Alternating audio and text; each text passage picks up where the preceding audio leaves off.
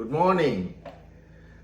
Tuesday morning breakfast already நான் வீட்டில் போதுண்ணா இட்லி சட்னி சாம்பார் கிளம்ப போகிறோம். அதுக்குள்ளே சாப்பிட்டு போயிடுங்கன்னாரு. வாணண்ணா இது போதும் சாப்பிட்டு போயிடுங்கன்ட்டாரு.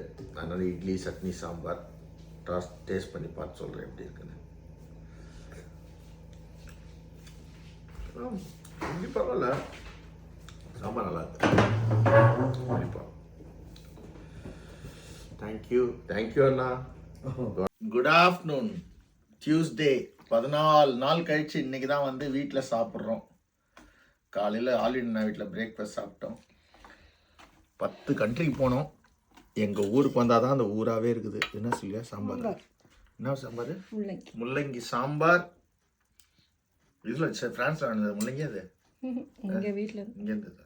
சிக்கன் 65, காலிஃப்ளவர் ஃப்ரை, இது சிக்கன் கிரேவி, அப்பெல்லாம் வீட்டில் வந்து சாப்பிட்டா தான் அதோட சொர்க்கமே. நெய்யில் போட்டு நல்லா நெய்யை போட்டுருக்கேன்.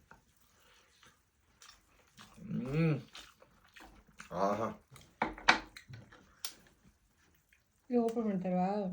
இல்லை இருக்குது, எல்லாமே சூப்பர். ஆல்ரெடி நல்லா சமைக்கிறார்ல. இப்போதான் சமைக்க ஆரம்பிச்சாரு, நல்லா கற்றுக்கினார். செல்வி நல்லா சமைக்கிறார். அதான் ரொம்ப நாளைக்கு யாரும் சமைக்கிறியா நீ? 15 days கழிச்சா? Thank you Sylvia.